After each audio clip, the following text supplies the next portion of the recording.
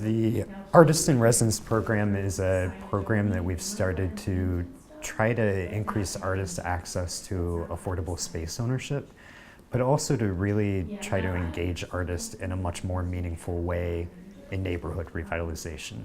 Not just putting artists in a warehouse somewhere, but really making sure that artists are on the street, are being taken advantage of for the tremendous amount of creativity that they can bring to making a neighborhood a better place to live and work.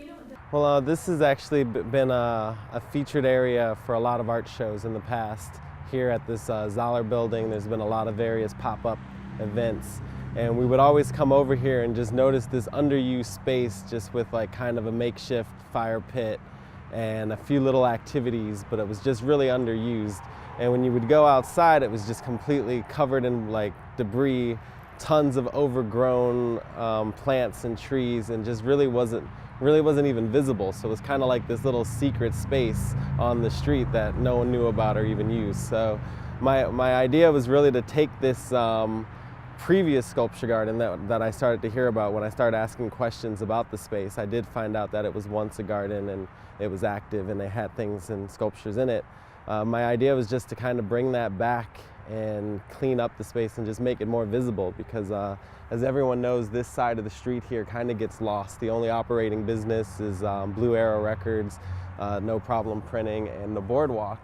And it just gets this sense that a lot of people in their walk on Waterloo right around the boardwalk or the Blue Arrow and never really venture any further. So I was really just hoping to make a space, brighten up an area with outdoor lighting and activities that would actually draw people to walk further on Waterloo. So that was really the main idea, was just to bring people here.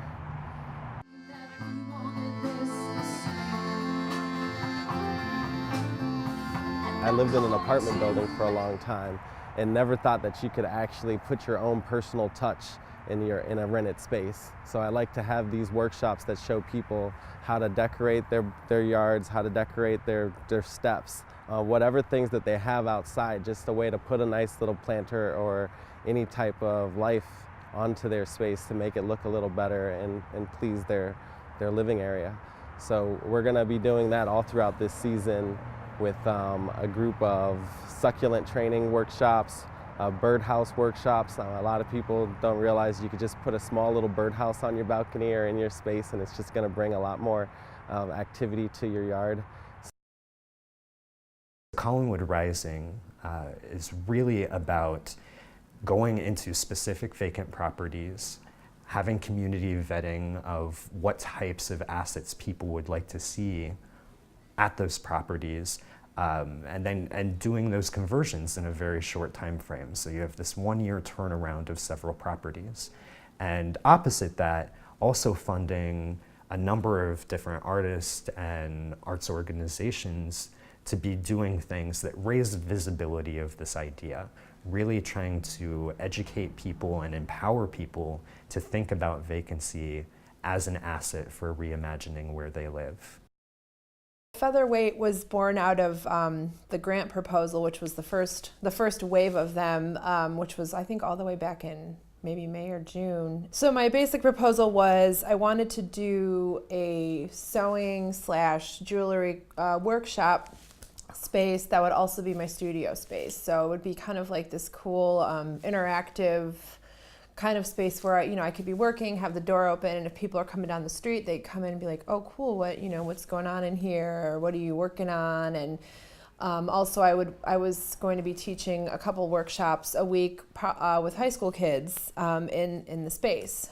So the whole process over the summer, I thought it'd be really easy to get a vacant building on Waterloo because there's like 7, and so Seth from Northeast Shores was really helpful, and the one day we just walked, up and down the street because I had been calling landlords. It was just a really crazy process, and it took a really long time. So finally, Native Cleveland next door was nice enough to let me use their little kind of annex space. And at the moment, this summer, they just kind of had like an art exhibit in here temporarily. So it was mostly, this is kind of like their temporary space for just different things in and out. And they were like, cool, yeah, we'd love to have your project in here. That would be great. So I was like, great, I have a home. So I kind of moved in, I think it was maybe sometime in September.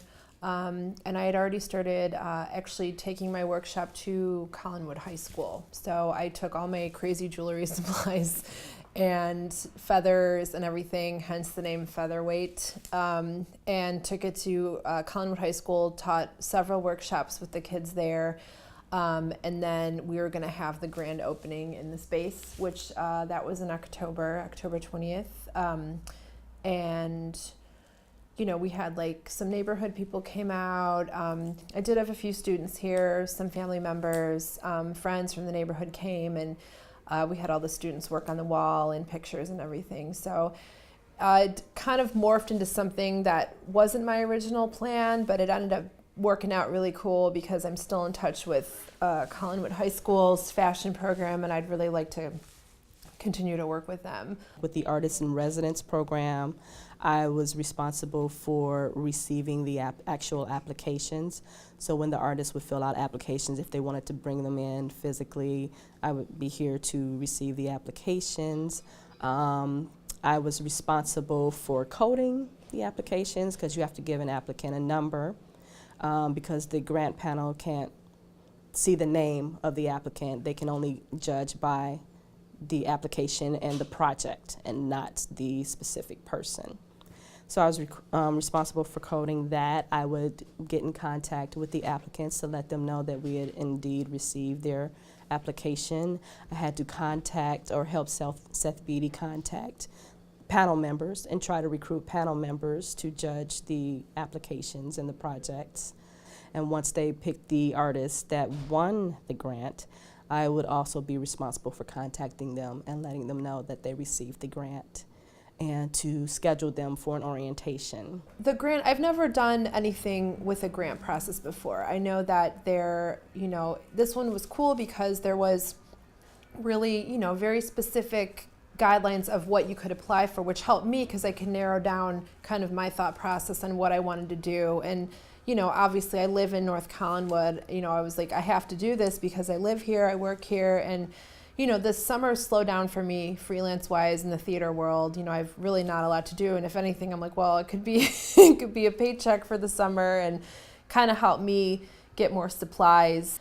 And it was interesting with the grant. There are very specific rules of what to spend the money on, which was cool because then that way I could kind of make decisions more wisely with money, and instead of being like, oh cool, I could just blow all this money on whatever whatever I want to. And obviously you have to very specifically be like, well, no, this is for the students, this was for my space, and this was for me. So it's kind of nice to split it down the middle for things that I definitely needed for my own studio, and also to have some money to fund just gas money and grocery money, just kind of like to pay myself, so just kind of budgeting everything out really was really important. It was still kind of like you have to be mindful. It's not just, you don't just get a chunk of money and you can just do whatever you want. You really have to be mindful of deadlines and what you're spending things on and who and how. Teenagers, especially those who are in inner city school or any kind of school who don't really feel like they're going to be able to go to college or go anything, teach them a trade. I graduated from college, but I learned how to do a trade there, and, I'm not good at math, I'm not good at science, but, I've realized this is something I could do making money, and, I just think that it's really horrible that a lot of these programs are getting canceled in schools because of funding, and they're very important. Cooking and, home ec, people laugh about it, it seems very June Cleaver, but it's important. That's where I learned how to sew, and I'm making a living doing it now. You can spend $100 on street stenciling and completely change the way people feel about a particular corridor. You can create an after-school art program that changes the entire trajectory of a group of kids who may not have any other opportunities in that community. It's in the small, everyday fight that we make the big difference. And so I think the degree to which we in the Rust Belt can get one more citizen involved, and just start to build an army of change, I think that's really how we make everything better. I think that we really are at a point where you can see it. You can see that this army of believers is out there, and this army of believers is working and trying new ideas. And I think the more people that we bring into that fold, the more likely it is that we're going to be living in the cities that we all envision. Artists are kind of like the fish in the deep sea, right? And it's dark, and you have a lamp on your head, you know, like, but you actually live up where there's normal light, right? So you're this fish with the lamp on your head, and everyone's like, God, you look so weird. Well, and that's how we look economically. We're really weird. We've adapted in very strange ways. Our lives look very odd to the average person. But when a recession hits, we're actually the only person that's adapted for it, because we live kind of in a perpetual recession, right? So we're the fish with the lamp on our head, and suddenly the whole ocean is dark, and everyone's like, oh, how did you get that lamp? Cleveland actually, as an extension, is kind of similar. Cleveland's had disinvestment and you know, all the problems of the recession that people are just coming to now in 2008 and beyond. They've been dealing with it for 20 years. What Cleveland has that other cities often don't have, I think, is a group of people that are left, people that are here, they're here to get down to business. They're here to make change, and they're here to be here, right? They're not thinking so much, you know, the people that were gonna flee, they've fled. If you can't hack this environment, there's been enough proof that you may have to be living in an environment similar to this, that you've left. The people that are here are really focused on loving Cleveland and being here for Cleveland's sake. And I think that natural resource, the rest of the country suddenly discovered a recession. Cleveland's adapted to it, to an extent, right? And actually what I think is super exciting is it isn't something that they adapted to recession and like, oh my goodness, things are bad. What they were able to do is say, this is the environment we're working in. We don't have a lot of national, international industry that's relocating here. Let's build our own industries. And they've been doing this for far longer than anyone else, right? So now that the rest of the country is asking, like, well, what are the solutions? A lot of those solutions are here. And they're here in long standing, and they're here embedded. They're part of the value system. They're enacted in a value-laden way that isn't just cosmetic, isn't just like, oh, we need a solution, we're just waiting for those companies to come back, right? They're like, you know, we've not seen them come back for 10 years, so we, over those 10 years, built this, this, and this. And so I think Cleveland's just at this really exciting place where, at the moment where I think a lot of other cities are actually having the first moment where they're like, oh, they're not coming back.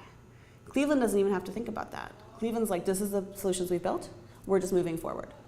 And that's a really cool thing to see, which, when you think about it, when it comes down to it, you don't need to be a dynamic economic powerhouse if the people that live where you live have really good lives, right? And so that's, I think, the goal. And I think with Collinwood in particular, you know, it's this fantastic neighborhood. It's like right on a lake. It's got this one of the best rock venues in the country. You know, I mean, it's just like, it's got cool record stores that are like making a living, and they own their own buildings. So they're not only, they're committed. It's people who've, and especially in particular artists, who've committed to being in a place and making that place beautiful. And you know, I'm biased. I have Art Home. You know, I believe that artists come to a place because they recognize the potential of that place, and there's something that draws them to them instinctively.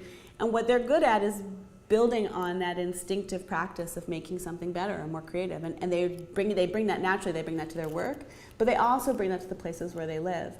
We also have a new website that has come up called welcometocollinwood.org, where you can learn about a lot of the artist services that I just, briefly touched upon. And you can, of course, call us at 216-481-7660.